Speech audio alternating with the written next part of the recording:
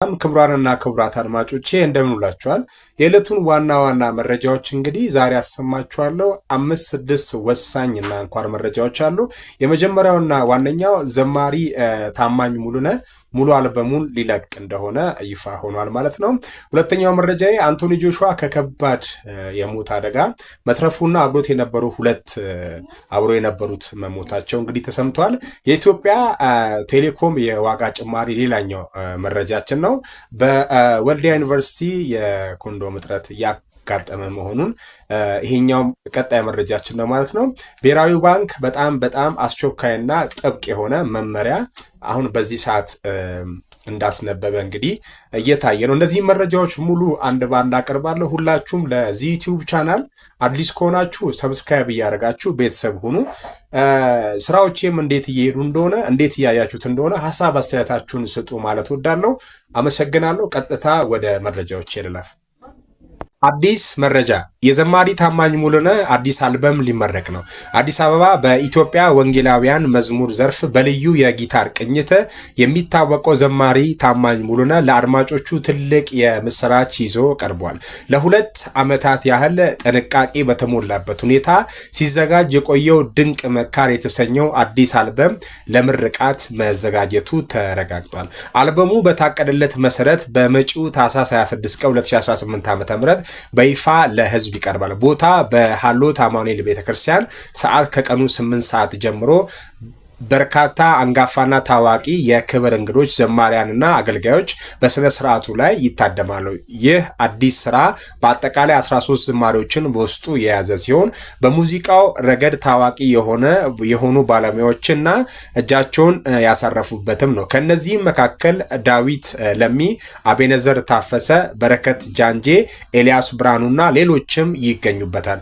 አልበሙ በዕለቱ ተመርቆ እንደተጠናቀቀ በዩቲዩብ ቻናል እና በሌሎች የማህበራዊ ትስስር ገጾች ላይ በቀላሉ ለማግኘት እንዲቻል ዝግጅት ማጠናቀቁን ምንጮች ጠቁሟል። ይህንን መረጃ ያስነበበው ጉርሻ ፔጅ ነው። ሁላችሁም ይህን ፔጅ ፎሎ እያደረጋችሁ አብራችሁ ቆዩ ማለት ነው። አመሰግናለሁ። ለባለፉት 6 ዓመታት የማህበረሰባችንን እንዲሁም የደንበኞቻችንን የመግዛት አቅም ባገናዘበ መልኩ ተከታታይ ከፍተኛ የታሪፍ ቅናሾችን በማድረግ እንዲሁም የቴሌኮምና የዲጂታል መሰረተ ልማቶችን በማስፋፋት በሀገራችን የቴሌኮም አገልግሎት ተጠቃሚዎችን በከፍተኛ ሁኔታ በማሳደግ የደንበኞቻችንን ቁጥር ከ86 ሚሊዮን የቴሌብር ተጠቃሚዎችን ደግሞ ከ56 ሚሊዮን በላይ ማድረስ ችለናል። በዚህም ኩባንያችን ለሀገራችን የዲጂታል ኢኮኖሚ ግንባታና አጠቃላይ ኢኮኖሚያዊና በቴክኖሎጂ የማነቃቃት የዲጂታል ኢትዮጵያ 2025 ስትራቴጂ እንዲሳካ ግንባር ቀደም ሚናውን በሚገባ ተወጥቷል። እየታዩ ያሉትን የማክሮ ኢኮኖሚ ሁኔታዎች እንዲሁም በተለያዩ ምክንያቶች እየጨመሩ ያሉ የካፒታልና የስራ ማስኬጃ ወጪዎችን ከግምት ውስጥ በማስገባት መጠነኛ የታሪፍ ማስተካከያ ተግባራዊ ማድረጉ አስፈላጊ ሆኖ ተገኝቷል። ይህ ማስተካከያ ኩባንያችን ለደንበኞቹ የሚሰጠውን ሰፊ አገልግሎት ቀጣይነት ለማረጋገጥና በመላ ሀገሪቱ እያካሄድን ያለውን የቴሌኮሙኒኬሽንና የዲጂታል መሰረተ ልማት ማስፋፋትን በዘላቂነት ለማጠናከርና ወደፊት ለማራመድ ነው። ይህ ማስተካከያ ሲደረግ የደንበኞቻችንን ተጠቃሚነት ለማረጋገጥ የሚከተሉትን ነጥቦች ታሳቢ ተደርጓል። የቴሌብር ልዩ ስጦታ በቴሌብር ጥቅል ሲገዙ የነበረው የ10% ቅናሽ ወደ 20% ከፍ እንዲል ተደርጓል። ዋጋቸው ያልተቀየሩ ጥቅሎች በርካታ ደንበኞችን የሚጠቅሟቸው 38 የተለያዩ ጥቅሎች ላይ ምንም አይነት የዋጋ ጭማሪ አልተደረገም። ዲጂታል አካታችነት ለማስቀጠል ዝቅተኛ ገቢ ያላቸው የህብረተሰብ ክፍሎች የሚጠቀሙባቸውን የ1 ብር፣ የ2 ብር እና የ5 ብር እና የ1 ሰዓት ጥቅሎች ባሉበት ቀጥሏል። ልዩ ጥቅል ለአካል ጉዳተኞች፣ ለተማሪዎችና ለመምህራን የተዘጋጁ ልዩ ጥቅሎች ላይ ምንም አይነት ጭማሪ አልተደረገም።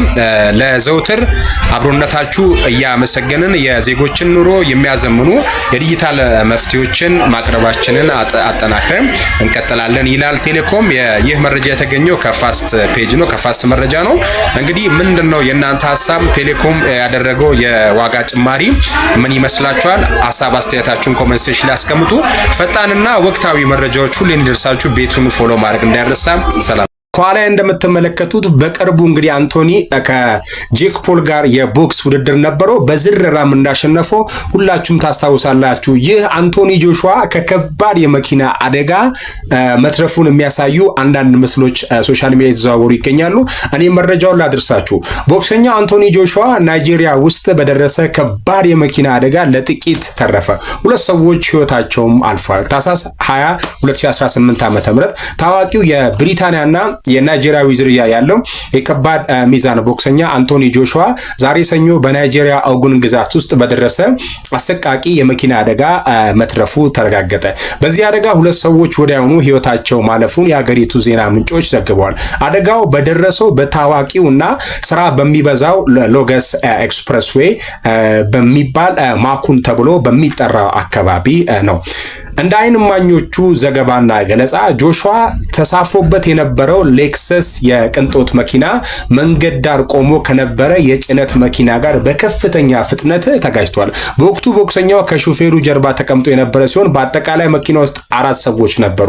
ከአራቱ ውስጥ 2ቱ የተቀመጠው ተሳፋሪና ሌላው አንድ ሰው በደረሰባቸው ከፍተኛ ጉዳት በቦታው ህይወታቸው አልፏል። ነፍስ ይማር እያለን አንቶኒ ጆሹዋ ከአደጋው ቀላል ጉዳት ደርሶበት የተረፈ ሲሆን ከመኪናው ፍርስራሽ ውስጥ ወጥቶ በሌላ መኪና ወደ ሕክምና ሲወሰድ የሚያሳዩ ምስል በማህበራዊ ሚዲያዎችም ተሰራጭቷል። ቦክሰኛው በወቅቱ በድንጋጤ ውስጥ የነበረ ሲሆን በአሁኑ ሰዓት በሕክምና ክትትል ላይ እንደሚገኝም ህይወቱም አደጋ ላይ እንዳልሆነም ተገልጿል። የናይጄሪያው የፌዴራል የመንገድ ደህንነት ኮሚሽን እና የፖሊስ ኃይሎች በአደጋው ቦታ በመገኘት ምርመራ ጀምሯል። አደጋው የደረሰው በከፍተኛ ፍጥነት ይሁን ወይም በሌላ ቴክኒካዊ ችግር እስካሁን በይፋ የታወቀ ነገር የለም።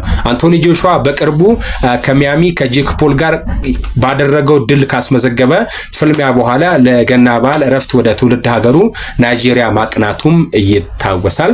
ኢትዮጵያውያንና ትውልደ ኢትዮጵያውያን የሆናችሁ በሙሉ ብሔራዊ ባንክ ጥብቅና አስቸኳይ የሆነ መግለጫ አስነብበዋል ማለት ነው። ከኋላ እንደምትመለከቱት ማለት ነው ወዳጆቼ። እኔ መረጃውን ላድርስ፣ እናንተ ቤቱን ፎሎ እያደረጋችሁ ይህን ቪዲዮ ለወዳጅ ዘመዶቻችሁ ሼር እያደረጋችሁ አብራችሁ ቆዩ።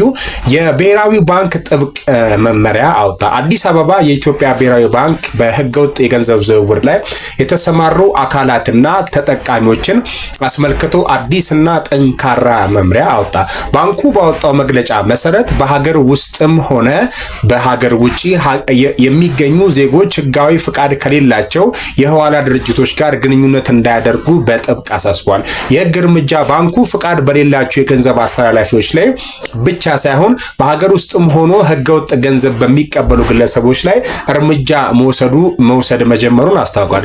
የዜጎች ደህንነት በውጪ የሚኖሩ ኢትዮጵያውያንና ትውልደ ኢትዮጵያውያን የሚመለከት ገንዘብ ሳይስተጓገል ቤተሰቦቻቸው ጋር እንዲደርስ ህጋዊ መንገዶችን ብቻ እንዲጠቀሙም ተመክሯል።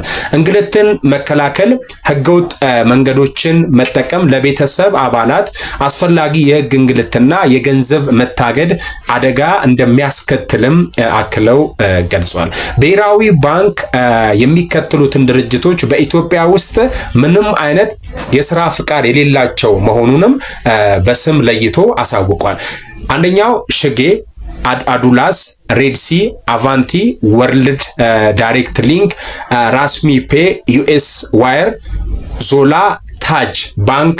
በመጨረሻም ዜጎች የሀገሪቷን የፋይናንስ ደህንነት ለመጠበቅና የራሳቸውን ሰላም ለማረጋገጥ ሲሉ ከነዚህ ድርጅቶች ጋር ምንም አይነት ግንኙነት እንዳያደርጉ ጥሪውን አስተላልፈዋል።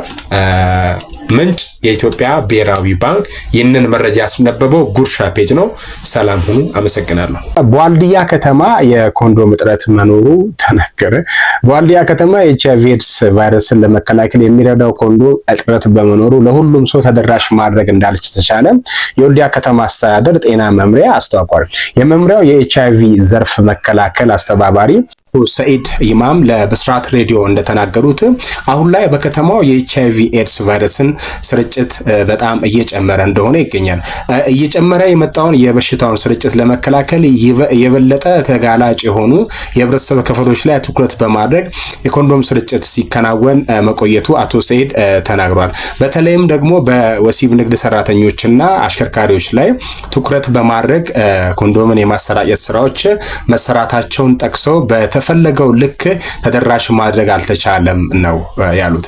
ለሁሉም ሰው ተደራሽ እንዲሆን በሚያስችል መልኩ ከሚመለከተው አካል ድጋፍ ለማግኘት ቢታዘዝም ለከተማው የሚቀርብ የኮንዶም መጠን በቂ አለመሆኑ እጥረት እንዲያጋጥም አድርጓል። በሌላ በኩል የሆቴል ባለቤቶች የቀረበላቸውን ኮንዶም ለተፈለገው ዓላማ ከማዋል ይልቅ ለሽያጭ የሚቀርቡበት ሁኔታ መኖሩም ተጠቁሟል። የጤና መምሪያ ለጉዳዩ መፍትሄ ለማምጣት የኤችአይቪ ኤድስ ቫይረስን ስርጭት መከላከልና ቁጥጥር ላይ ያተኮረ ምክክር ለሚመለከታቸው አካላት ጋር አካሂዷል።